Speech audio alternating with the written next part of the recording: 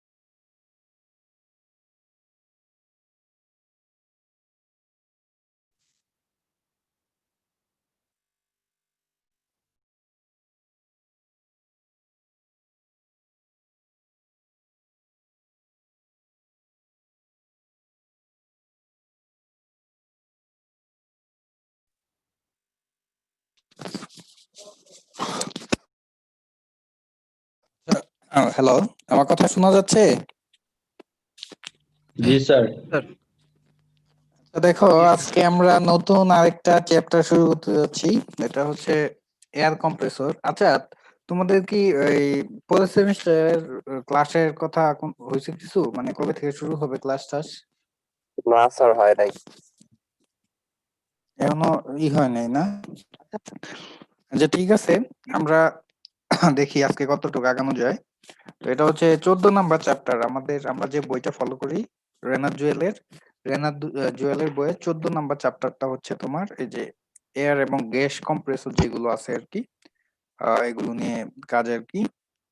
Page number হচ্ছে 392 ওই বইটার। তো এখানে দেখো, এয়ার কম্প্রেসরের সাথে আমরা অনেকেই পরিচিত। ওই যাদের সাইকেল আছে, তো সাইকেল যারা ওই যে এই মাঝে মাঝে হাওয়া দিতে হয়, তো আমরা জিনিসটা দিয়ে হাওয়াটা দেই, ওটাই আসলে একটা এয়ার কম্প্রেসর আর কি। এছাড়াও মাঝে মাঝে দেখবা ওই যে আমাদের যে গাড়িগুলো আছে, গাড়িগুলোতে হাওয়া দেওয়ার জন্য এক ধরনের মেশিন আর কি, দেখবা যে ওই যে গ্যারেজ গুলাতে থাকে আর কি। তো ওইগুলো হচ্ছে এয়ার কম্প্রেসর আর কি। তো এই এয়ার কম্প্রেসরের কাজটা কি আসলে এখানে দেখো বলা আছে, the function of A compressor is to take a definite quantity of fluid and deliver it at a required pressure. একটা এয়ার কম্প্রেসর কাজই হচ্ছে এয়ারটাকে নির্দিষ্ট একটা প্রেসারে কম্প্রেস করে সেটা সাপ্লাই দেওয়া, এটা হচ্ছে একটা এয়ার কম্প্রেসরের কাজ। আর আহ, এই কম্প্রেস হয়, যে সমস্ত ফ্লুইড হচ্ছে কম্প্রেসিবল, ওইগুলাকেই শুধুমাত্র কম্প্রেস করা যায়। তো সেই হিসেবে আমরা জানি ফ্লুইড বলতে আমরা বুঝি গ্যাস এবং লিকুইড ফেজের যে দুইটা আছে, এই দুইটাকে আমরা ফ্লুইড বুঝি। এখন এই লিকুইড কখনো কম্প্রেস করা যায় না, ইনকম্প্রেসিবল। তো এই জন্য গ্যাস যেগুলো আছে শুধুমাত্র এগুলোকে কম্প্রেস করা যায়, এই জন্য গ্যাসগুলোকে কম্প্রেস করার জন্যই তোমার এই কম্প্রেসর ইউজ করা হয়। আর আমাদের ইঞ্জিনিয়ারিং অ্যাপ্লিকেশনে বেশিরভাগ ক্ষেত্রে দেখা যায় এয়ারটাকে কম্প্রেস করার প্রয়োজন হয় আর কি। তো এই জন্য এই মোস্ট অফ দ্য কেস দেখা যায় কম্প্রেসরের ভিতরে যে ওয়ার্কিং ফ্লুইডটা থাকে সেটা হচ্ছে এয়ার।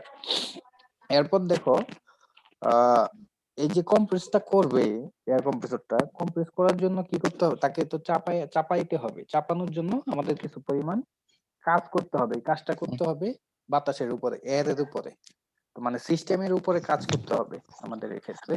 আর এই যে কম্প্রেসরের জন্য যে কাজটা করার প্রয়োজন হয়, এই কাজটা হয় একটা ইলেকট্রিক মোটরের মাধ্যমে। আহ, আর এই যে আমরা এই যে এয়ারটার উপরে যে কাজ করতেছি, এয়ার গ্যাসের উপরে কম্প্রেসরের মাধ্যমে, এই কাজটার একটা নাম হচ্ছে, এটাকে আমরা বলি ইন্ডিকেটেড ওয়ার্ক। যে পরিমাণ কাজ হবে বাতাসের উপরে অথবা গ্যাসের উপরে সেটাকে আমরা বলবো ইন্ডিকেটেড ওয়ার্ক। তো এইখানে এয়ার কম্প্রেসরের একটা ডিটেইলস ক্লাসিফিকেশন দেওয়া আছে।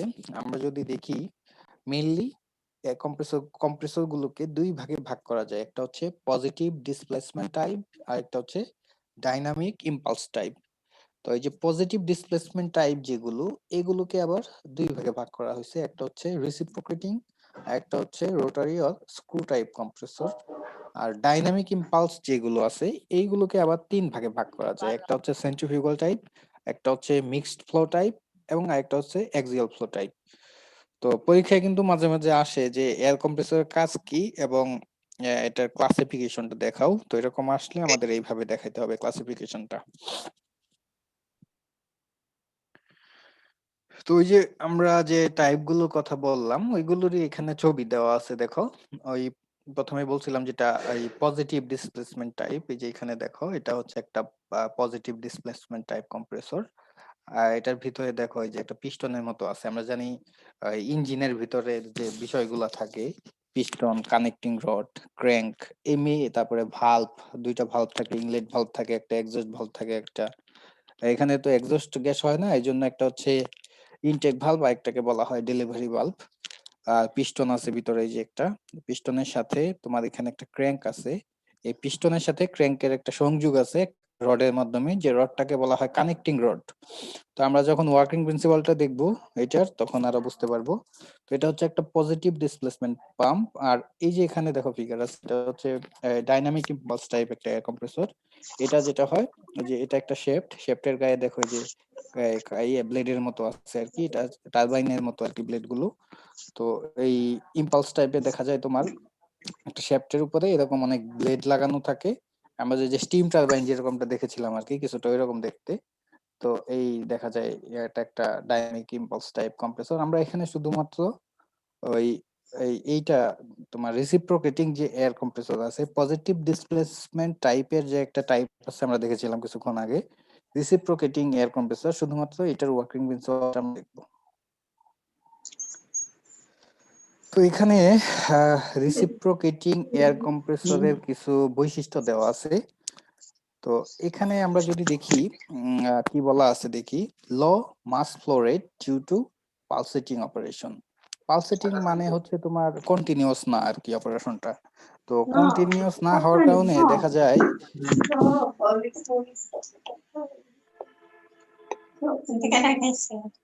কালকে তোমার এদিকে মনে হয় সাথে লাগে।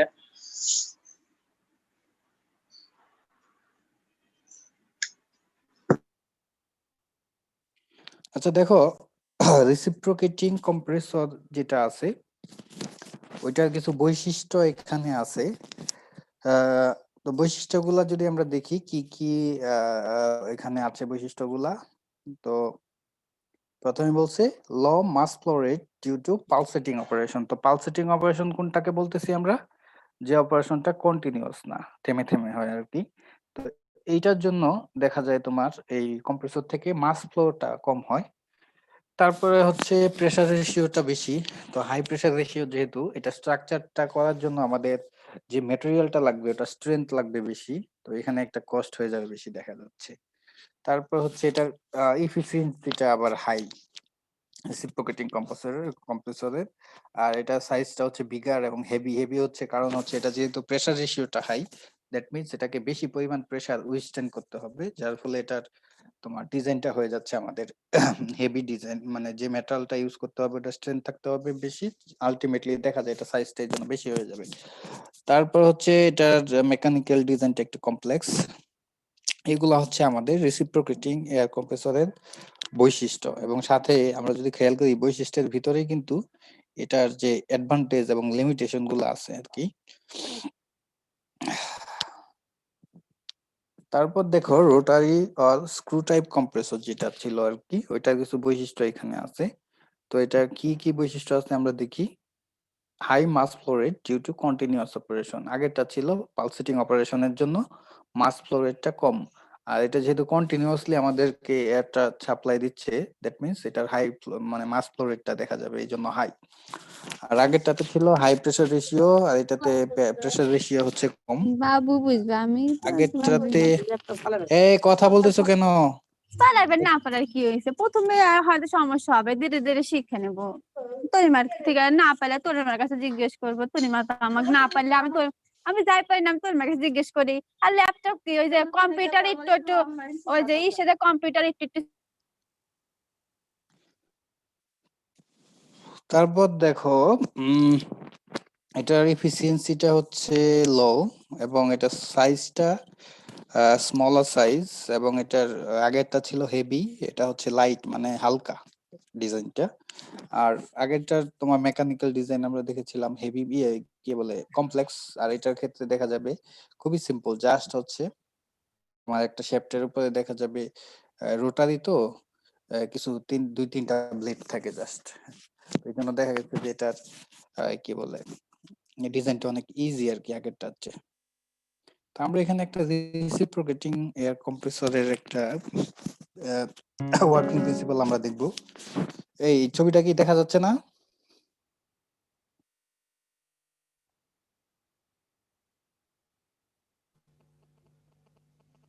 জি স্যার, দেখা যাচ্ছে। স্যার অনেক ঝাপসা। ঝাপসা দেখা যাচ্ছে, কিন্তু দেখা যাচ্ছে তো, দেখা গেলেই হলো। জি স্যার। আচ্ছা দেখো, এইটার দিকে যদি আমরা একটু তাকাই, এরকম কিছু দেখছো কখনো তোমরা?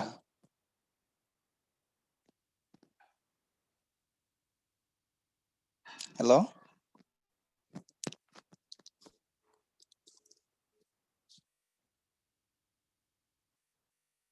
জি স্যার।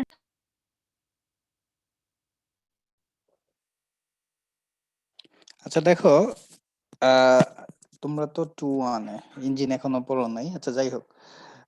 এইটা হচ্ছে একটা রিসিপ্রোকেটিং এয়ার কম্প্রেসরের ফিগার আর কি। তো আমরা এখানে যদি একটু খেয়াল করে দেখি, দুইটা ফিগার আছে। তো এখানে দেখো এই যে এটা হচ্ছে একটা অ্যাকচুয়ালি সিলিন্ডার, এটা হচ্ছে একটা সিলিন্ডার। সিলিন্ডারের ভিতরে যদি আমরা খেয়াল করি, দেখো এই যে পার্টটা দেখা যাচ্ছে এটাকে বলা হয় পিস্টন, আর এই যে নিচে যে পার্টটা আছে এটাকে বলা হয় ক্র্যাঙ্ক। তো পিস্টনের সাথে ক্র্যাঙ্কের যে সংযোগ হয় একটা কম্পোনেন্টের মাধ্যমে, যেটাকে আমরা বলি কানেক্টিং রড। তো এটা হচ্ছে একটা কানেক্টিং রড, এটা পিস্টন, আর এটা হচ্ছে ক্র্যাঙ্ক, আর এটা হচ্ছে তোমার সিলিন্ডার। আর নিচে এই যে ক্র্যাঙ্কটাকে যে একটা কেসিং এর ভিতরে আছে এটাকে বলা হয় ক্র্যাঙ্ক কেস। এখন হচ্ছে দেখো উপরের দিকে যদি আমরা যাই, এই দিকে দুইটা পোর্ট আছে দেখো, এটা হচ্ছে ইনলেট পোর্ট আর এটা হচ্ছে ডেলিভারি পোর্ট। তো ইনলেট পোর্ট দিয়ে এয়ারটা প্রবেশ করে আর ডেলিভারি পোর্ট দিয়ে এয়ারটা বের হয়ে যায় তোমার কম্প্রেসর থেকে। তো এই যে ইনলেট পোর্টে দেখো এই যে ছোট্ট এই যে এখানে একটা ভালভ আছে, এটাকে বলা হয় ইনলেট ভালভ। আর ডেলিভারির এখানে দেখো এখানে একটা ভালভ আছে, এটাকে বলা হয় ডেলিভারি ভালভ। তো এইগুলোই হচ্ছে ডেসক্রিপশন আর কি এটার। এখন দেখি আমরা এটা আসলে কিভাবে কাজ করে এই এয়ার কম্প্রেসরটা।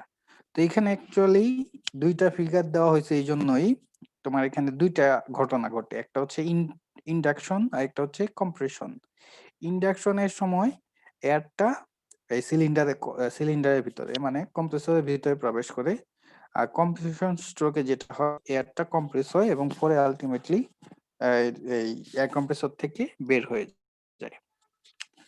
তো আমরা এই যখন তোমার এই পিস্টনটা যখন এটা অপারেশনে থাকবে, এই ক্র্যাঙ্কটা অ্যাকচুয়ালি রোটেট করে, এভাবে ঘোরে আর কি।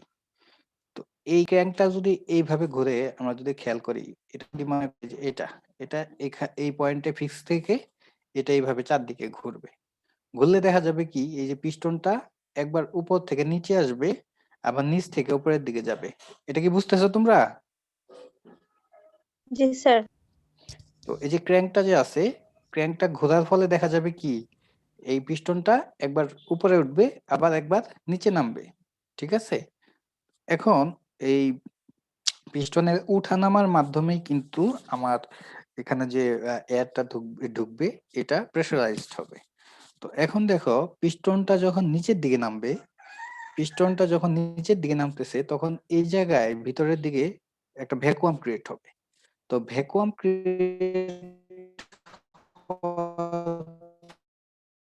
ফলে কি হবে দেখো, এই যে ইনলেট, তো বাইরে আছে অ্যাটমসফেরিক প্রেসার আর নিচে হয়ে গেছে ভ্যাকুয়াম প্রেসার। কোনটা বেশি, অ্যাটমসফেরিক প্রেসার বেশি নাকি ভ্যাকুয়াম প্রেসার বেশি? কোনটার মান বেশি বলো তো? Vacuum pressure. ভ্যাকুয়াম বেশি। ভ্যাকুয়াম মানে কি?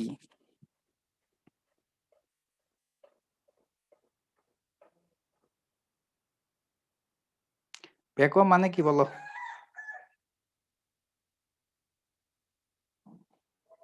ভ্যাকুয়াম মানে হচ্ছে শূন্যতা, মানে ওই জায়গায় কিছুই নেই।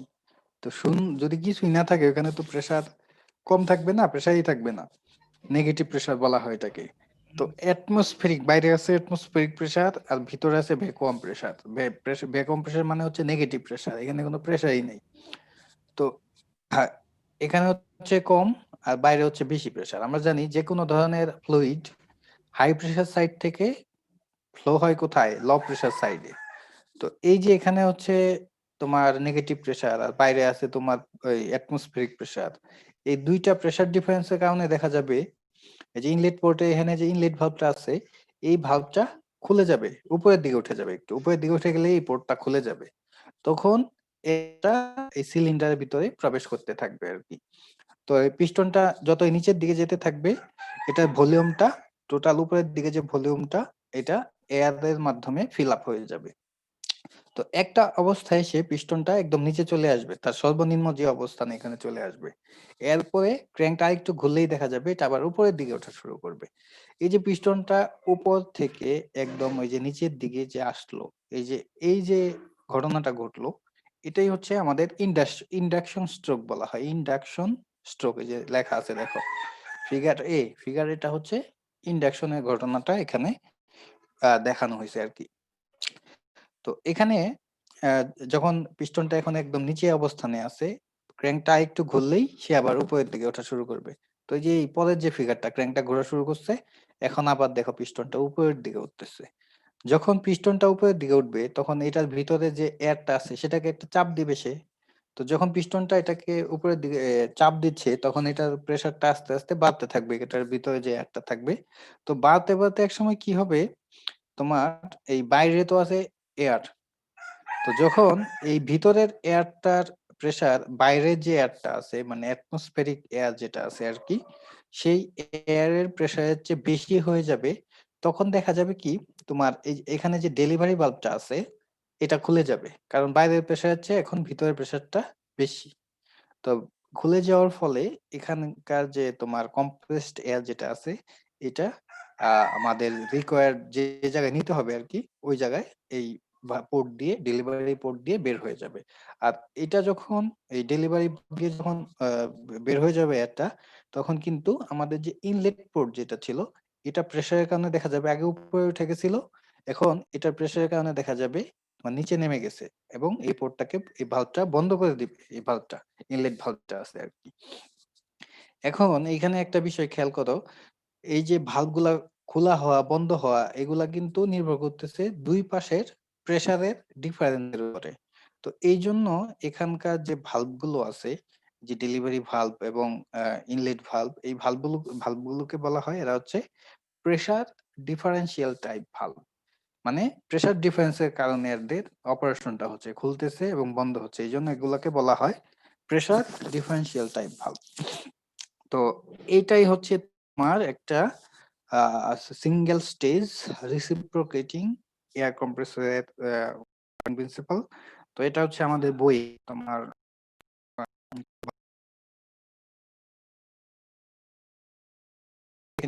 তো এই যে আমরা অপারেশন গুলো দেখলাম, ইন্ডাকশন, তারপরে হচ্ছে কম্প্রেশন হলো এবং আলটিমেটলি ফাইনালি ডেলিভারি হয়ে গেল।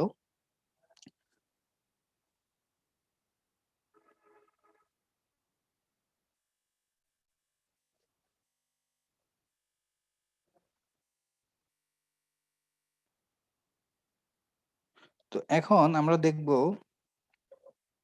তোমার এই যে অপারেশনটা হইলো এটার একটা ডায়াগ্রাম এখানে আমরা দেখাইছি আর কি। এটা হচ্ছে এটা পিভি ডায়াগ্রাম বলা হয় এয়ার কম্প্রেসরের। এই পিভি ডায়াগ্রামেই আমরা দেখাবো যে কোন জায়গা থেকে কি ঘটনা ঘটছে। তো এখানে আমরা যদি একটু খেয়াল করি, এইটা হচ্ছে আমাদের পিভি ডায়াগ্রামটা। তো এখানে যে প্রসেস গুলো আছে এখানে দেখো, ডি থেকে এটা হচ্ছে এ আর কি, ডি থেকে এ একটা প্রসেস, এ থেকে বি একটা প্রসেস, এবং বি থেকে তোমার সি হচ্ছে আরেকটা প্রসেস। এ দেখা যাচ্ছে এটা? হ্যালো? জি স্যার। তাহলে এখানে টোটাল 3টা প্রসেস আছে আর কি। তো ডি থেকে এ, এদিকে হচ্ছে প্রেসার, এদিকে হচ্ছে প্রেসার, আর এইদিকে হচ্ছে ভলিউম আর কি। তো আমাদের ডি থেকে এ, ডি থেকে এ, এইখানে দেখো এখানে কি কনস্ট্যান্ট বলো তো? এটা হচ্ছে ইন্ডাকশন স্ট্রোক আর কি। ডি থেকে এই ডি থেকে এতে কি চেঞ্জ হচ্ছে আর কোন জিনিসটা কনস্ট্যান্ট থাকতেছে বলো? নিচেরটা হচ্ছে ভি আর এই দিকেরটা হচ্ছে পি।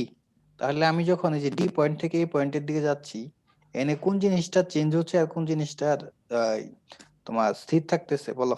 স্যার প্রেসার কনস্ট্যান্ট থাকতেছে আর হচ্ছে ভলিউমটা স্যার বৃদ্ধি পাচ্ছে। হ্যাঁ, এখানে আমরা যখন ইন্ডাকশন যখন হচ্ছে মানে এয়ারটা আস্তে আস্তে ঢুকতেছে সিলিন্ডারের ভিতরে, তাহলে তোমার কি আস্তে আস্তে দেখা যাবে কি এয়ারের পরিমাণ বাড়বে না? ইন্ডাকশনে যখন আমি এয়ারটা নিব সিলিন্ডারের ভিতরে আস্তে আস্তে এয়ারের পরিমাণটা বাড়তেছে, এই জন্য এখানে ভলিউমটা বাড়তেছে। কিন্তু আমরা যে এয়ারটা নিচ্ছি সিলিন্ডারের ভিতরে এটা একটা কনস্ট্যান্ট প্রেসারে নিচ্ছি, প্রেসারটা হচ্ছে অ্যাটমসফেরিক প্রেসারে। এয়ারটা কিসে আছে? অ্যাটমসফেরিক প্রেসারে আছে, কনস্ট্যান্ট একটা প্রেসারে আছে। তো এই জন্য তোমার ডি থেকে এ যে পয়েন্টটা এটা হচ্ছে কনস্ট্যান্ট প্রেসারে, তোমার শুধুমাত্র ভলিউমটা ইনক্রিজ করতেছে। ইন্ডাকশন স্ট্রোক আর কি বলা হয় এটাকে, আমরা যখন এয়ারটা নিচ্ছি। ইন্ডাকশনের পরে কি হচ্ছে? কম্প্রেস হচ্ছে এয়ারটা, পিস্টনটা যখন নিচ থেকে উপরের দিকে যাচ্ছে তখন সে এয়ারটাকে চেপে কম্প্রেস করে দিচ্ছে, এটাকে বলা হয় কম্প্রেশন স্ট্রোক। তো আমরা যখন এ থেকে বি এর দিকে যাচ্ছি তখন এটা হবে একটা কম্প্রেশন হবে, ঠিক আছে? আবার বি থেকে সি, তোমার এটা হচ্ছে ডেলিভারি স্ট্রোক। ডেলিভারিটা হচ্ছে কি, আমাদের ডেলিভারি ভালভটা খুলে যাচ্ছে এবং আমাদের রিকোয়ার্ড প্রেসার ছিল, ওই কম্প্রেসরটা কি করবে, পিস্টনটা ওইটাকে ওই এয়ারটাকে চেপে আমাদের যে প্রেসারটাতে ডেলিভারি দরকার ছিল ওই প্রেসারে উত্তীর্ণ করবে এবং ওই একই প্রেসারে, কনস্ট্যান্ট প্রেসারে আমাদেরকে ডেলিভারি দিবে। এই জন্য তোমার বি থেকে সি যে স্ট্রোকটা আছে এটা হচ্ছে একটা কনস্ট্যান্ট প্রেসারে ডেলিভারি দিচ্ছে আর কি। আর যেহেতু তোমার সিলিন্ডার থেকে এয়ারটা বের হয়ে যাচ্ছে, এই জন্য বি থেকে এর দিকে কিন্তু ভলিউমটা কমতেছে, কারণ যেহেতু তোমার সিলিন্ডার থেকে এয়ারটা বের হয়ে যাচ্ছে, আলটিমেটলি কি তোমার এয়ার এর দিকে যদি যাই আমরা, তাহলে সরি এ না তো, বি থেকে সি এর দিকে যদি যাই তাহলে দেখা যাবে কনস্ট্যান্ট প্রেসার থাকবে এবং ভলিউমটা ডিক্রিজ করতেছে, কমতেছে। তো এই কয়েকটা ঘটনা আমাদের এয়ার কম্প্রেসরে ঘটে। তো পরীক্ষায় কিন্তু মাঝে মাঝে আসে যে রিসিপ্রোকেটিং এয়ার কম্প্রেসরের ওয়ার্কিং প্রিন্সিপালটা লিখো এবং এটা যে পিভি ডায়াগ্রাম আছে, পিভি ডায়াগ্রামটাকে এটার ভিতরে যে ঘটনাগুলো ঘটে এগুলো দেখাও। তখন কিন্তু আমাদের তোমার যদি ওয়ার্কিং প্রিন্সিপাল আসে তাহলে যে ওই কথাগুলো বলতে হবে, আগের ফিগারটা দিতে হবে, তার সাথে কিন্তু এই ফিগারটা দিয়ে এখানে যে স্ট্রোক গুলা বলে দিতে হবে এবং কোন স্ট্রোকে কি ঘটতেছে এটা আমরা আমি তো বললামই মুখে, এটা আর কি এখানে আরো ডিটেলস আর কি লিখে দিছি আর কি তোমাদের সুবিধার জন্য। তো এই কথাগুলো আমাদেরকে লিখে দিতে হবে আর কি, যে দেখো এখানে এই যে এ থেকে ডি থেকে একে কি ঘটতেছে ইন্ডাকশনের সময়, তারপর হচ্ছে তোমার এ থেকে বি তে কি ঘটতেছে এটাও দেওয়া আছে, তোমার কি বলে বি থেকে সি তে কি ঘটতেছে এটাও কিন্তু দেওয়া আছে। এখন আমরা তোমার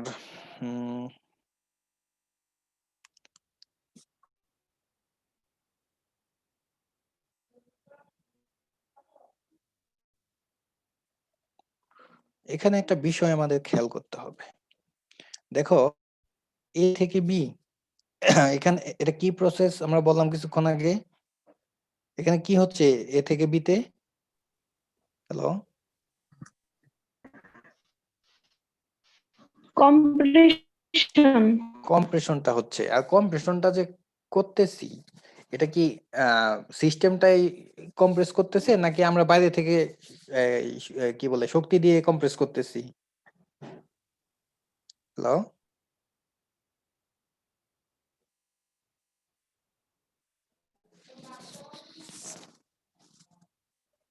বলো, এই যে আমরা যে এয়ার কম্প্রেসরে কম্প্রেসটা করতেছি এটা কি অটোমেটিক্যালি হচ্ছে না বাইরে থেকে তোমার এনার্জি সাপ্লাই দিয়ে করতেছি? স্যার বাইরে থেকে স্যার এনার্জি সাপ্লাই হ্যাঁ, আমরা কিছুক্ষণ আগে দেখলাম যে একটা ইলেকট্রিক মোটরের মাধ্যমে এই কম্প্রেশনটা করা হয়। আর মোটর এনার্জি পাই কই থেকে? বাইরে থেকে, ঠিক না? আমরা সিস্টেম থেকে তো এনার্জি পাচ্ছি না। যেমন ইঞ্জিন থেকে আমরা যে কাজটা হয় কাজটা কিন্তু আমরা পাই ইঞ্জিন থেকে, কিন্তু মোটর যে আছে ইলেকট্রিক মোটর এটা কিন্তু আলাদাভাবে সাপ্লাই দেওয়া হয় ইলেকট্রিসিটি, ঠিক না? তো এই জন্য তোমার আমরা এখানে কিন্তু বাইরে থেকে কাজটা করতেছি। এখন যেহেতু বাইরে থেকে কাজটা করতেছি এখানে কম্প্রেশনের কাজটা, তো আমরা জানি কম্প্রেশনটা কয়েকটা প্রসেসের মাধ্যমে হইতে পারে। আইসোথার্মাল কম্প্রেশন হইতে পারে, আইসেন্ট্রপিক কম্প্রেশন হইতে পারে, অ্যাডিয়াবেটিক কম্প্রেশন হইতে পারে, পলিট্রপিক কম্প্রেশন হইতে পারে। এখন আমাদের দেখতে হবে কোন প্রসেসে গেলে আমাদের কাজটা কম করতে হবে, আমরা তো ওই প্রসেসটা মেনটেন করার চেষ্টা করব, ঠিক না? আমরা যখন একটা কিছু কিনি, একই একটা জিনিস কিনবো, আমরা তো মানে কোয়ালিটি যদি সেম থাকে, আমরা যদি কোয়ালিটি যদি সেম রেখে চিন্তা করি, যেটা যে দোকান থেকে কম টাকা পাবো সেখান থেকে তো কিনবো, ঠিক না? ওইরকম আর কি। আমরা মনে করো এখানে তিন চারটা প্রসেস ফলো করা যায়। আইসোথার্মাল প্রসেস হইতে পারে, অ্যাডিয়াবেটিক প্রসেস হইতে পারে, পলিট্রপিক প্রসেস হইতে পারে। এখন যে প্রসেসে আমাদের কাজ কম করতে হবে আমরা তো ওইটাই সবসময় করার চেষ্টা করি। তো এখানে দেখো এই বলা আছে আর কি তিনটা, এই যে এখানে যে কম্প্রেশনটা আছে এটা তিনটা প্রসেসের মাধ্যমে হইতে পারে। একটা হইতে পারে তোমার PV equal to constant. PV equal to constant কোন প্রসেসে মনে আছে? পিভি কনস্ট্যান্ট হচ্ছে আইসোথার্মাল প্রসেসে। তারপর হচ্ছে তোমার P V two the power N equal to constant, এটা কোন প্রসেস? পলিট্রপিক প্রসেস। পলিট্রপিক। আর লাস্টে যেটা আছে দেখো এটা হচ্ছে P to the power gamma equal to constant, যেটাকে আমরা বলি অ্যাডিয়াবেটিক প্রসেস। এখন এই পিভি ডায়াগ্রামের যে এরিয়াটা এটা রিপ্রেজেন্ট করে যে ওই প্রসেসে গেলে কতটুকু কাজ করতে হবে। তাহলে তাহলে আমরা এই তিনটা থেকে আমাদের কি মনে হচ্ছে কোন প্রসেসে গেলে আমাদের কাজ বেশি করতে হবে আর কোনটাতে গেলে কম করতে হবে?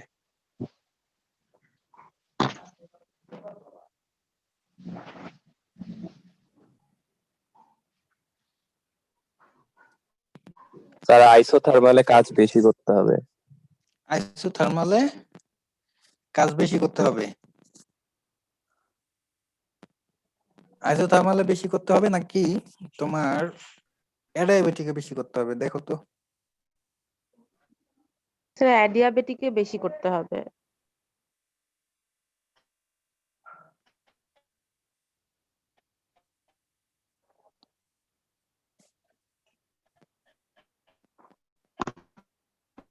আর কম করতে হবে কোনটাতে তাইলে? আইসোথার্মালে। আইসোথার্মালে আমরা যদি খেয়াল করি যে তিনটা, এই যে এখানে থেকে এই কার্ভ, এইখানে যে এরিয়াটা আছে দেখো, এটা হচ্ছে তোমার এই এরিয়াটুকু হচ্ছে, এইটুকু হচ্ছে তোমার ওই অ্যাডিয়াবেটিকের জন্য, তারপর এইটুকু হচ্ছে পলিট্রপিকের জন্য, এবং এইটুকু হচ্ছে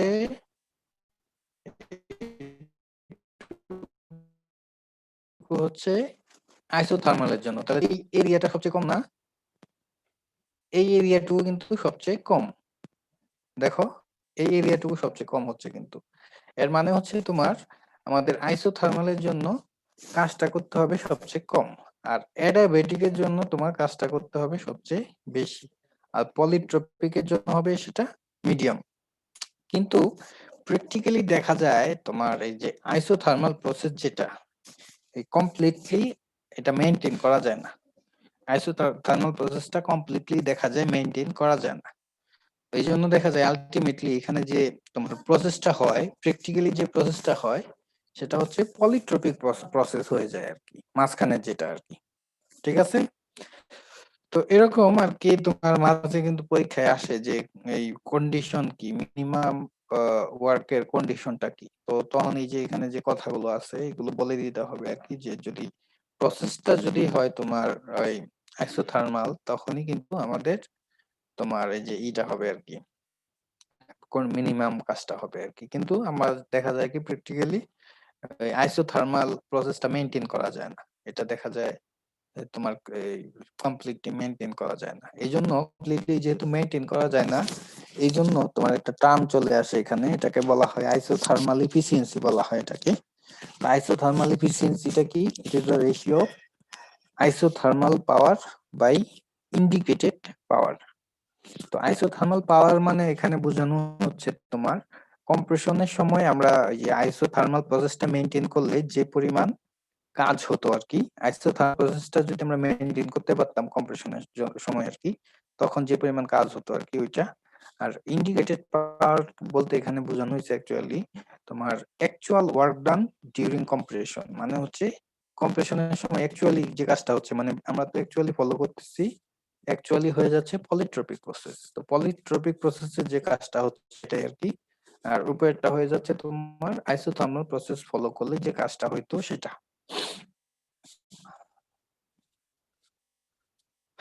এরপর দেখো এখানে আরেকটা বিষয় আমি এই আগের ফিগারটা দিয়ে বুঝাই। হ্যাঁ বলো।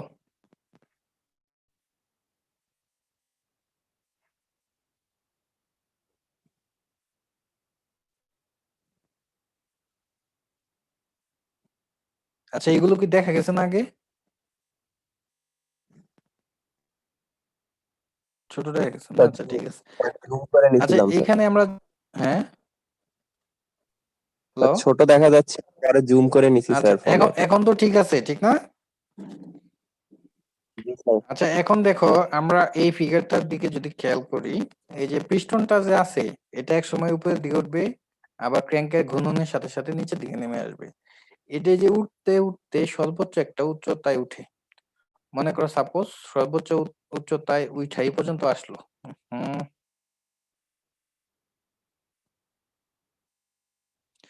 আহ সর্বোচ্চ উচ্চতায় উঠে এই জায়গায় মনে করো আসলো, এরপরে কি উপরে কি এইটুক জায়গায় খালি থাকতেছে না? খেয়াল করো, এই পিস্টনের উপরে কিন্তু একটু জায়গায় খালি, পিস্টনটা যখন সর্বোচ্চ অবস্থানে আছে তার ওই সময় কিন্তু দেখা যায় মাঝখানে এই যে উপরে পিস্টনের উপরে কিছু জায়গা খালি থাকে। এই যে ভলিউমটা, পিস্টনটা তার সর্বোচ্চ অবস্থানে থাকার পরেও দেখা যাচ্ছে যে এখানে কিছু পরিমাণ ভলিউম তোমার খালি থাকতেছে জায়গাটা। এই যে খালি জায়গা যে ভলিউমটা থাকতেছে, এইটাকে বলা হয় ক্লিয়ারেন্স ভলিউম। ক্লিয়ারেন্স ভলিউম বলা হয় এটাকে। তো এই ক্লিয়ারেন্স ভলিউমটা কেন নিয়ে আসলাম আমরা এখানে, এটার কাহিনীটা কি? তো এটার কাহিনী আছে একটা, সেটা আমরা একটু পরে দেখবো। এটাই বলছে এখানে আর কি, ক্লিয়ারেন্স ভলিউমটা কি, it is a spacing between the top of the piston and the valves head. মানে ওই যে ইয়ে যে হেডটা থাকে, এটাকে আমরা বলতেছি ভালভের হেড আর কি। when the piston is at the end of the delivery stroke, পিস্টনটা যখন ডেলিভারি স্ট্রোকের একদম শেষ পর্যায়ে থাকে, এই শেষ পর্যায়ে এই অবস্থানে থাকলো মনে করো, তাহলে এই যে হেড এবং এর পিস্টনের মাথা মানে টপের উপরে যে জায়গাটা খালি আছে এটাকে বলা হয় ক্লিয়ারেন্স ভলিউম। তো এই ক্লিয়ারেন্স ভলিউমটার দরকারটা হচ্ছে, এই ক্লিয়ারেন্স ভলিউম যদি না থাকতো তাহলে দেখো এখানে কিন্তু পিস্টন, এই যে এই পিস্টনটা যদি এই যে এটার সাথে একদম মিশে যাইতো, তাহলে কি পিস্টনটা বারবার এটারে আঘাত করতো, দেখা যাইতো এখানে একটা এটা ড্যামেজ হয়ে গেছে আর কি। এই জন্য একটা ভলিউম তোমার ক্লিয়ারেন্স রাখা হয় আর কি। তো এখানে বলছে যে good quality machines has a clearance volume of about 6%। 6% থাকে সাধারণত, কিন্তু তোমার দেখা যায় বেশিরভাগ কম্প্রেসরই আর কি 30 থেকে 30% পর্যন্ত থাকতে পারে এই ক্লিয়ারেন্স ভলিউমটা। 30% থেকে 35% ভলিউম মানে বোঝানো হয়েছে এটা যে টোটাল যে ভলিউম আছে সিলিন্ডারের, এই টোটাল ভলিউমে 30 থেকে 35%, আর ভালো যেগুলা সেগুলোর থাকে 6%। এটা ওই যে ওগুলোই বলছে আর কি, কেন দরকার, গিভ এ মেকানিক্যাল ফ্রিডম, ওই যে ফ্রিডম, কারণ যেহেতু তোমার পিস্টনটা মুভ করতেছে, নাহলে তো ওই যে ভালভেটের সাথে লেগে যাইতো।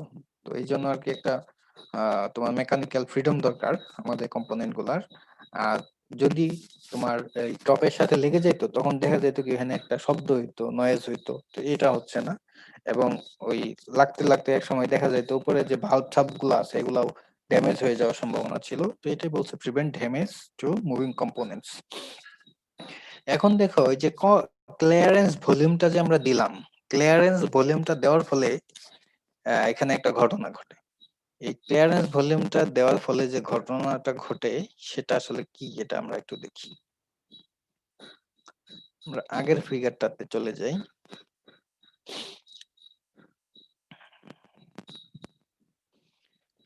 ঠিক আছে, এই যে আগের ফিগারটাতে চলে আসলাম।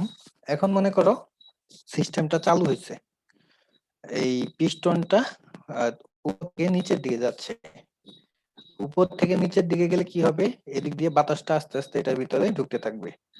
তো ঢুকলে এক সময় পিস্টনটা তার সর্বনিম্ন যে অবস্থান এখানে আছে, এখন মনে করো সিলিন্ডারের ভিতরে বাতাস আছে, এই বাতাসটা আছে অ্যাটমসফেরিক প্রেসারে, যেহেতু বাইরে থেকে যখন সে আসছে তখন তার প্রেসার ছিল অ্যাটমসফেরিক প্রেসার। এখন পিস্টনটা যখন উপর দিকে উঠবে তখন প্রেসারটা কি বাড়বে না কমবে? হ্যালো, বাড়বে। বাড়বে। এটা একটু ভালো করে বুঝে রাখো কিন্তু, কারণ এটা কিন্তু না বুঝলে পরে পড়ার সময় বুঝতে সমস্যা হতে পারে। তো এখানে এয়ারটা বাড়তেছে, তো পিস্টনটা উপরের দিকে যাচ্ছে, এটাতে আসি উপরের দিকে যাচ্ছে পিস্টনটা, এটা প্রেসারটা বাড়তেছে, বাড়তে বাড়তে এক সময় আমাদের রিকোয়ার্ড যে প্রেসার ছিল আর কি, যে প্রেসারটা দরকার ছিল ওইটা হয়ে যাবে। ওইটা হলে কি হবে, তখন ডেলিভারি ভালভটা খুলে যাবে এবং ওই এয়ারটা এখান দিয়ে চলে যাবে। এখন পিস্টনটা মনে করো তার সর্বোচ্চ স্থানে আছে। এখন এই যে এখানে যে ক্লিয়ারেন্স ভলিউমটা আছে, ক্লিয়ারেন্স ভলিউমের জন্য কি হবে, কিছু পরিমাণ এয়ার কিন্তু এটার ভিতরে থেকে যাবে, এটার বাইরে বের হবে না। ঠিক আছে, বুঝতেছো? হ্যালো, জি স্যার। এই যে পিস্টনটা যখন তার সর্বোচ্চ অবস্থানে থাকবে উঠতে উঠতে, এখানে যে তোমার এয়ারটা ছিল ওই এয়ার পুরাটা কিন্তু বের হয়ে যাইতে পারবে না। এই ক্লিয়ারেন্স ভলিউম যেহেতু থাকবে সেহেতু এই ক্লিয়ারেন্স ভলিউমের এখানে এয়ারটা থেকে যাবে কিছু পরিমাণ বাতাস। এখন দেখো বাইরে থেকে যখন এয়ারটা আসছিল এই যে ইন্ডাকশনের সময় ওটার প্রেসার কম ছিল নাকি এখন যেটা বের হয়ে যাচ্ছে এটার প্রেসার কম? হ্যালো, কথা বলতে হবে নাইলে জি হবে না। স্যার। স্যার ভিতরের থেকে স্যার প্রেসার যেটা বেশি থাকবে স্যার। হ্যাঁ যেটা বের হয়ে যাচ্ছে কম্প্রেস হয়ে সেটার প্রেসারটা বেশি আর যেটা ঢুকছিল সেটার প্রেসারটা ছিল কম। সাপোজ আমাদের ইন্ডাকশনের সময় যে প্রেসারটা ঢুকেছিল সেটার প্রেসার ছিল P1 এবং যে ডেলিভারির সময় যেটা কম্প্রেস হওয়ার পর বের হয়ে যাচ্ছে সেটার প্রেসারটা মনে করো P2। ঠিক আছে, বুঝতেছো? হ্যালো, জি স্যার। এখন দেখো এই যে পিস্টনটা এটা তার সর্বোচ্চ অবস্থানে আছে, এটা এখানেও কিছু পরিমাণ এয়ার আছে যেটার প্রেসার হচ্ছে P2 আর বাইরে যে এয়ারটা আছে অ্যাটমসফেরিক এয়ার এটার প্রেসারটা হচ্ছে P1 যেটা তোমার ইন্ডাকশনের সময় আমাদের সিলিন্ডারের ভিতরে ঢুকেছিল। এখন পিস্টনটা যখন নামা শুরু করবে তখন কি হবে বলো তো? হ্যালো, স্যার ইনলেট ভালভ আর এক্সস্ট ভালভ দুটোই বন্ধ থাকবে স্যার। নামার সময় ভিতরে কি ঘটনা ঘটবে বলো? ভিতরে স্যার দুইটা প্রেসার স্যার মিক্সড হয়ে যাবে এরকম। স্যার কিসের mix হবে? দেখো এইটার ভিতরে তো এয়ার আছে ঠিক না? এটা যখন নামবে নামা শুরু করবে এটার ভিতরে কি অলরেডি কিছু এয়ার আছে না? জি স্যার। এই এয়ারটার প্রেসার কত? স্যার একটু বেশি স্যার। কত বলছি আমরা? P2 P2 জি স্যার। ঠিক না? বাইরে যে এয়ারটা আছে যখন এটার ভিতরে ঢুকছিল ওটা বলছিলাম P1, যখন কম্প্রেস হয়ে গেছে তখন বলছিলাম P2। তো এখানে যে এয়ারটা আছে এটার প্রেসারটা হচ্ছে P2 আর বাইরের যে এয়ারটা আছে এটা হচ্ছে P1। এখন আমরা জানি সবসময় এয়ারটা ফ্লো হয় হাই প্রেসার সাইড থেকে লো প্রেসার সাইডে ঠিক না? জি স্যার। হ্যাঁ, এখন তোমার এই পিস্টনটা যখন নিচের দিকে নামবে এখানে যে এয়ারটা আছে P2 এটার প্রেসার কমবে না বাড়বে বলো তো? আগে থেকে যে কিছু পরিমাণ এয়ার ছিল এটার প্রেসারটা কমবে না বাড়বে? পিস্টনটা যখন কমবে নিচের স্যার। দিকে নেমে যাচ্ছে কমবে। কমতে থাকবে ঠিক না? জি স্যার। এখন দেখো পিস্টনটা নামতেছে আর আমার ওই এই P2 সরি এখানে যে ক্লিয়ারেন্স ভলিউমে একটা ছিল সেটার প্রেসারটাও কিন্তু কমতেছে। এখন বাইরে যে এয়ারটা এটার প্রেসার হচ্ছে P1 আর ভিতরে যে এয়ারটা আছে এটার প্রেসার হচ্ছে P2। প্রেসার ডিফারেন্সের কারণে দেখা যাবে কি এই ভালভটা তখনও খোলা থাকবে কারণ এটার প্রেসার যেহেতু কম আর ভিতরে প্রেসার যেহেতু বেশি সেহেতু কি ভালভটা খুলতে পারবে এখন ইনলেট ভালভটা? আগে তো বাইরের এয়ারটায় যখন এখানে ভ্যাকুয়াম প্রেসার হয়ে যেত এই বাইরের যে এয়ারটা ছিল এটা ছিল অ্যাটমসফেরিক প্রেসার আর ভিতরে আগের বার যখন দেখলাম আমরা তখন ভিতরে ছিল ভ্যাকুয়াম প্রেসার। ভ্যাকুয়াম প্রেসারটা হচ্ছে নেগেটিভ প্রেসার মানে অ্যাটমসফেরিক প্রেসারের চেয়ে কম। তো যার ফলে দেখা গেছে প্রেসার ডিফারেন্সের কারণে তোমার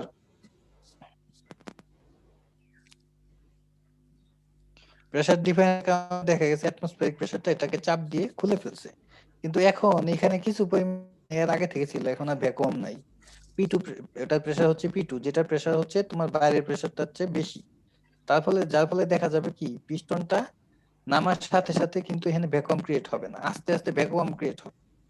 এখন এখানে P2 যে তোমার P2 প্রেসারের যে এয়ারটা আছে পিস্টনটা নামার সাথে সাথে দেখা যাবে ওইটার প্রেসার কমতে থাকবে, কমতে কমতে এক সময় কি হবে এখানে যে P1 আছে না P1 এর চেয়ে কম হয়ে যাবে প্রেসারটা। তো P1 এর চেয়ে কম হয়ে গেলে ভিতরে প্রেসার যদি P1 এর চেয়ে কম হয়ে যায় তখন কি হবে? হ্যালো, স্যার ইনলেট ভালভটা স্যার খুলে যাবে।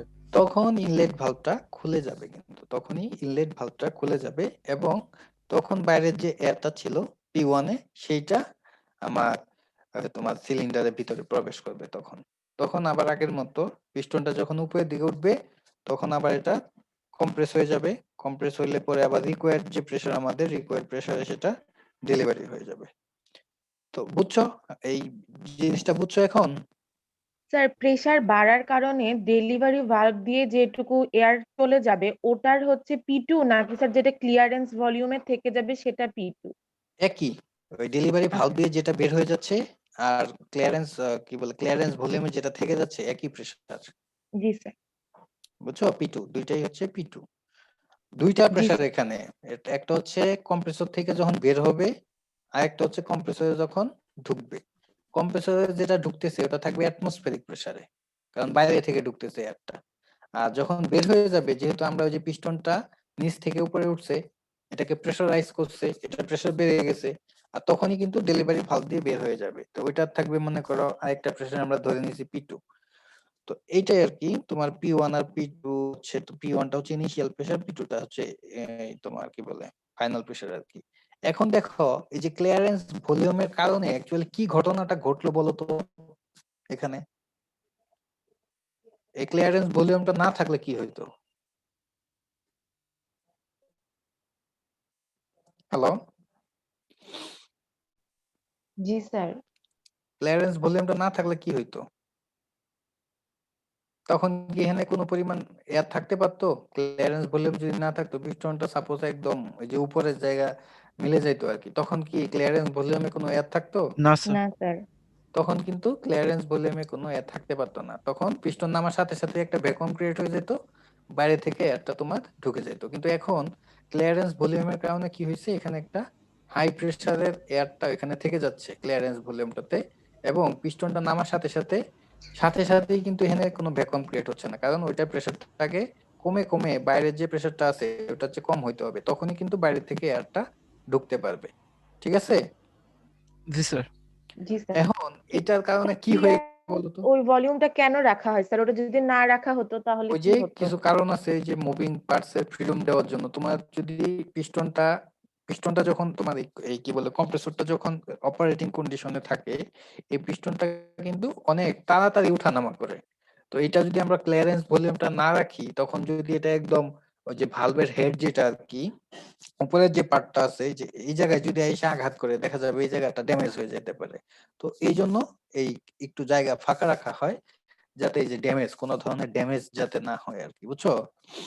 তো জি এই স্যার। ক্লিয়ারেন্স ভলিউমটা রাখার ফলে সমস্যা হয়ে যাচ্ছে, কি সমস্যা?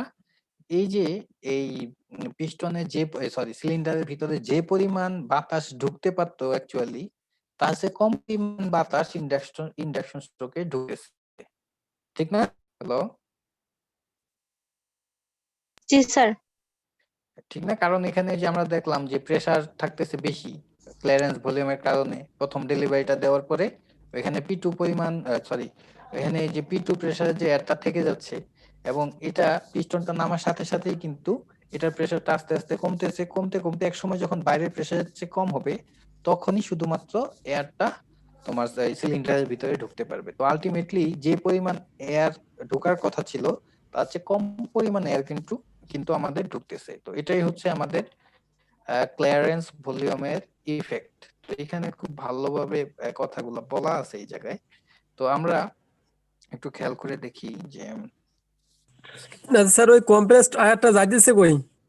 কম্প্রেসড এয়ারটা কই যাইতেছে কম্প্রেসড এয়ারটা? আসলে আমরা যে ক্রিয়েট করলাম এটা আমরা কই ডেলিভারি দিতেছি? এটা হচ্ছে তোমার যেখানে ইচ্ছা, তুমি ওই যে গাড়ির চাকায় যদি দিতে চাও গাড়ির চাকায় যাবে, তুমি যদি মনে করো না আমি ইঞ্জিনিয়ারিং যে বিভিন্ন অ্যাপ্লিকেশন আছে ওইখানে ইউজ করবো, ওইখানে যাবে। বুঝছো? জি হ্যালো, স্যার। এটা হচ্ছে জি যে স্যার, জায়গাটায় তুমি নিবা, এটা হচ্ছে ডেলিভারি। এখানে পাইপ লাগাইয়া তুমি যে কোনো জায়গায় নিতে পারো আর কি, বুঝছো? জি হ্যালো, স্যার, বুঝছি স্যার। যেমন ধরো পানির পাম্প তো এই যে এই জায়গাটা মনে করো ডেলিভারি হচ্ছে, এখন আমরা পাইপ লাগাই এটাকে যে কোনো জায়গায় নিতে পারি, আমাদের যে জায়গায় নেওয়ার প্রয়োজন আর কি, এরকম আর কি। তো এখানেও একই ঘটনা। এখন হচ্ছে তোমার যে ক্লিয়ারেন্স ভলিউমের কারণ কি হচ্ছে আমরা একটু দেখি। যেমন ধরো আগের যে ফিগারটা আমরা দেখছিলাম, ওইখানে ডি পয়েন্টটা ছিল ওই যে এই জায়গায়, ঠিক না? এই জায়গায় ছিল না? জি স্যার। হ্যালো, আর এখন চলে আসছে কোথায়? এই জায়গায়। কেন আসলো আমরা একটু দেখি। তো প্রথমে তো এই যে এখানে একটা সাকশন হয়েছিল, ইন্ডাকশন হয়েছিল, মানে এই কি বলে বাইরে থেকে এয়ারটা সিলিন্ডারের ভিতরে ঢুকছে, এরপর কি হয়েছে, কম্প্রেশন হয়েছে ওইটার। তো কম্প্রেশন হওয়ার পরে ওটার প্রেসার হয়ে গেছে P2, আর এখানে যে এয়ারটা ছিল এই এয়ারটার ইন্ডাকশন যখন হয়েছে আর কি, যখন তোমার সিলিন্ডার ভিতরে ঢুকছে সেটার প্রেসারটা ছিল P1, আর কম্প্রেস হয়ে যাওয়ার পরে সেটার প্রেসারটা কত হয়েছে, P2। এখন হবে ডেলিভারি হবে, তো ডেলিভারি হচ্ছে এই যে আস্তে আস্তে। তো এই পয়েন্টে আসলো, আমরা জানি যে কিছু পরিমাণ ভলিউম খালি থাকবে। কেন থাকবে? ক্লিয়ারেন্স ভলিউমের জন্য। ক্লিয়ারেন্স ভলিউমের জন্য কিন্তু পুরাটাতে তোমার পুরা এয়ারটা বের হতে পারবে না, কিছু পরিমাণ এয়ার কিন্তু সিলিন্ডারের ভিতরে থেকে যাবে, সেটা এখানে দেখানো হয়েছে যে এই পরিমাণ এয়ার সিলিন্ডারের ভিতরে থেকে যাচ্ছে, এটা কিন্তু এই পয়েন্টে চলে আসতে পারতেছে না, একদম ভলিউমটা কিন্তু জিরো হবে না, ওখানে যে ক্লিয়ারেন্স ভলিউমটা থাকার ফলে এই P2 প্রেসারের কিছু এয়ার যেটা কিনা থাকার কথা ছিল না ওইটাও থেকে যাচ্ছে কিন্তু সিলিন্ডারের ভিতরে। তো এটা থাকার ফলে কি সমস্যাটা হচ্ছে দেখো, যখন পিস্টনটা নিচের দিকে নামতেছে তখন এই যে P2 প্রেসারের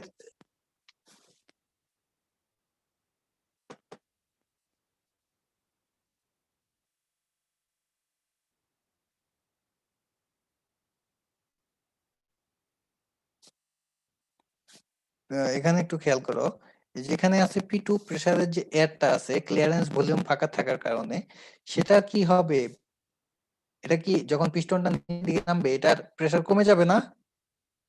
হ্যালো, জি স্যার, ক্লিয়ারেন্স কমে যাবে। ভলিউমে P2 প্রেসারের যে এয়ারটা আটকে আছে যখন পিস্টনটা নিচে নামবে তখন কি হবে, এটা ভলিউমটা কমে যাবে না বাড়বে, সরি ভলিউম প্রেসারটা কমে প্রেসার যাবে না কমে বাড়বে? যাবে, কমে প্রেসারটা যাবে, কমে যাবে, প্রেসারটা কমে যাওয়া মানে ওই জিনিসটা এক্সপান্ড হচ্ছে, একটা জিনিস যখন এক্সপান্ড হয় ওটার প্রেসার কমে যায় আর ভলিউম কি হয়, বেড়ে যায়। ভলিউমটা বেড়ে যায়। তাহলে দেখো এই যে সি থেকে ডি তে যে আসতেছে এই কম্প্রেশনের সূত্র অনুযায়ী আসতেছে, একটা সূত্র অনুযায়ী তো আসবে অবশ্যই যে P V two the power N equal to constant, যে সূত্র অনুযায়ী কম্প্রেস ছিল ওই একই সূত্র অনুযায়ী কিন্তু ওই যে P2 প্রেসারের যে তোমার এয়ারটা আছে ক্লিয়ারেন্স ভলিউমে ওটার এক্সপানশন হচ্ছে, তো এক্সপান্ড হয়ে যাওয়ার ফলে দেখো এটা এক্সপান্ড হইতে হইতে এই যে এই পয়েন্টে চলে আসছে। এখন পিস্টনের উপরে এই যে এই জায়গাটুকু কিন্তু তোমার আগের এয়ারটা দখল করে ফেলছে, ঠিক আছে? এখন এই যে এই পয়েন্টে আসার পরে এটা প্রেসার হয়ে গেছে কত, কত হয়েছে দেখো তো, এক্সপান্ড হইতে হইতে এই পয়েন্টে আসছে, এটার প্রেসার এখন কত হয়েছে, P1 P1 P1 হয়ে গেছে। এখন বাইরে থেকে যে এয়ারটা আছে এটার ভিতরে ঢুকবে, তাহলে এই যে ডি থেকে এ, এই যে এখন দেখো এই যে এয়ারটা ঢুকতেছে, তাহলে ডি থেকে এ এইটুকু ফ্রেশ এয়ার ভিতরে ঢুকবে এবং আগের যে এয়ারটা ছিল এই যে এইটুকু সে কিন্তু এই যে এইটুকু জায়গা দেখো দখল করে আছে। দ্যাট মিন্স আমাদের যে ইয়ার কি বলে সিস্টেমটার যে ক্যাপাসিটি এটা কিন্তু কমে গেল, যে পরিমাণ এয়ার ঢোকার কথা ছিল ওই পরিমাণ এয়ার ঢুকতেছে না। কি কারণে ঢুকতেছে না, এই যে ক্লিয়ারেন্স ভলিউমটা থাকার কারণে। তো এই জিনিসগুলাই কিন্তু এখানে বোঝানো হয়েছে, কথাগুলা বলার মধ্যে যে সি থেকে ডি তে কি হয়েছে, তারপর ডি থেকে এতে কি হয়েছে, এগুলো এই কথাগুলাই বলছে। আমি যে কথাগুলো বললাম যে ক্লিয়ারেন্স ভলিউম থাকার কারণে কি হচ্ছে, এটার ক্যাপাসিটিটা কমে যাচ্ছে, অ্যাকচুয়ালি যে পরিমাণ এয়ার এটার ভিতরে ঢোকার কথা ছিল সেটা ঢুকতে পারতেছে না, কারণ ক্লিয়ারেন্স ভলিউমে হাই প্রেসারাইজড কিছু এয়ার থেকে যাচ্ছিল যেটা তোমার এক্সপানশন হয়ে তোমার যেহেতু পিস্টনটা নিচের দিকে নামলে এটা প্রেসার কমে যাবে এবং ভলিউম বেড়ে যাবে, যার ফলে সে দেখা যাচ্ছে কিছু পরিমাণ ভলিউম সে নিজে দখল করে রাখতেছে, যে ভলিউমটা তার দখল করার কথা ছিল না। যেহেতু সে কিছু পরিমাণ ভলিউম দখল করে রাখতেছে এই জন্য ওইখানে অতিরিক্ত বাতাস আমরা ঢুকাইতেও পারতেছি না, যেটা আমাদের সিস্টেমের যে এফিসিয়েন্সি বলি অথবা ক্যাপাসিটি বলি এটা কমিয়ে দিচ্ছে। এই কথাগুলো এখানে বলা আছে, এগুলো তোমরা একটু দেখো, তাহলে আশা করি ক্লিয়ার হয়ে যাবে। কার কোনো প্রশ্ন আছে? স্যার তাহলে আমাদের ক্লিয়ারেন্স ভলিউমটা রাখার দরকারটা কি? আরে ভাই কয়বার বলবো এক কথা, এই ভলিউমটা যদি না থাকে, দাঁড়াও, তোমার এই যে পিস্টনটা যে তোমার এই যে চাপাচ্ছে, এটারে চাপায় চাপায় যদি এই পিস্টনটা যখন এখানে ওঠানামা করে, খুব দ্রুত ওঠানামা করে, তুমি যদি এখানে ভলিউম না রাখো তখন দেখা যাবে যে উপরের যে পার্টটা আছে না, উপরের পার্টটাকে সে আঘাত করবে, আঘাত করলে এটা কি ড্যামেজ হয়ে যাবে না? জি স্যার। সেটাই, যে এটা আর কি ক্লিয়ারেন্স কিছু থাকতেই হবে স্বাভাবিক, এটা সব ক্ষেত্রে প্রযোজ্য। যেমন ধরো একটা লিফটে মনে করো 4 জন ওঠার কথা, এখন যদি 5 জন উঠো এখানে তোমরা কি ঠিক মতো শ্বাস প্রশ্বাস নিতে পারবা না, সবকিছুতে একটু ক্লিয়ারেন্স রাখতে হয় আর কি। আর কারো কোনো প্রশ্ন আছে? হ্যালো, জি স্যার। হ্যাঁ বলো। না, প্রশ্ন নাই। প্রশ্ন নাই না? তাহলে আমি অ্যাটেন্ডেন্স গুলা নিয়ে নেই, তোমাদের একটা গুগল ফর্ম আমি দিচ্ছি, একটু ওয়েট করো।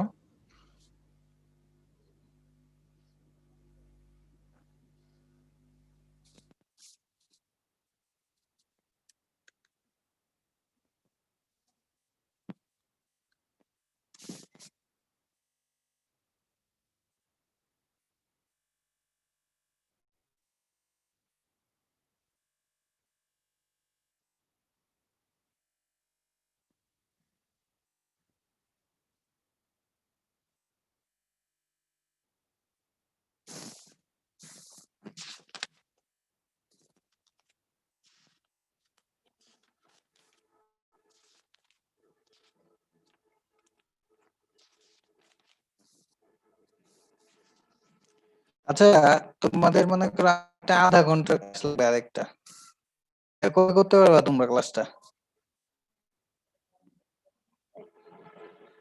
তারপরে করি স্যার এই সময়ে। পরের সপ্তাহে করতে পারবা, কিন্তু পরের সপ্তাহে কি আবার হয়ে যাবে না? হ্যালো, পরের সপ্তাহে কি আবার ক্লাসটা বন্ধ হয়ে যাবে না তো নাকি? না স্যার, হ্যালো, আমাদের তো এরকম কোনো নোটিশ আসে নাই। স্যার আমাদের স্যার আসেনি এরকম না? কোনো নোটিশ আচ্ছা, আসে নাই। ওকে।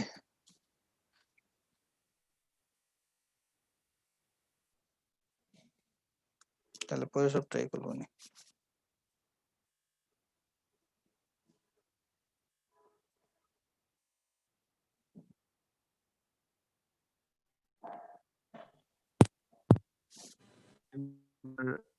স্যার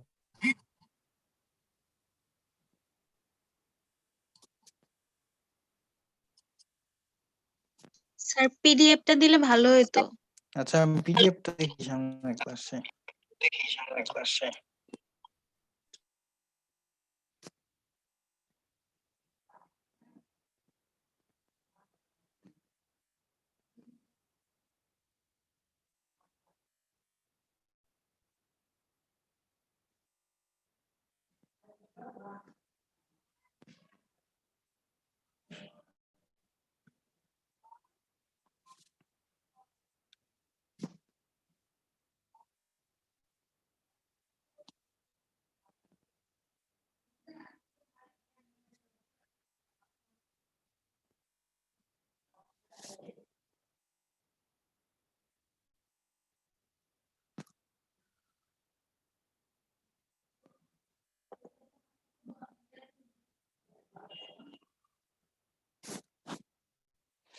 আচ্ছা, তোমরা 105 জন আছো এখানে, ঠিক আছে?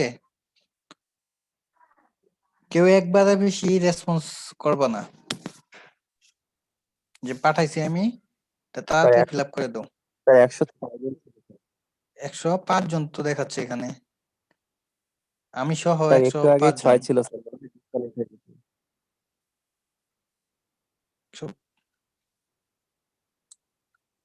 হ্যাঁ, পাইছো? আমি কিন্তু পাঠাইছি। জি স্যার পাচ্ছি। হুম হুম।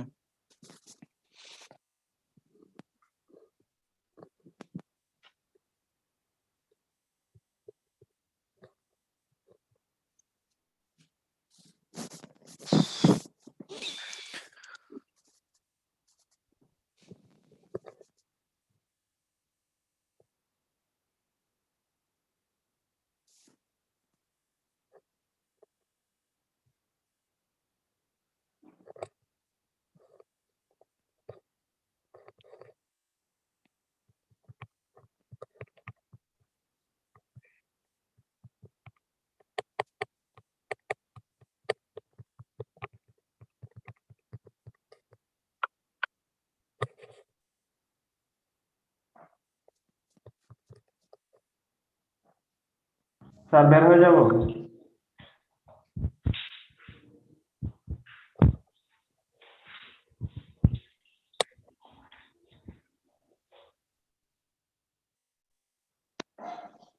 স্যার শুধু আইডিটা লিখে কি সাবমিট করতে হবে স্যার? হ্যাঁ হ্যাঁ, শুধু আইডি লিখে submit. Okay sir, thank you sir.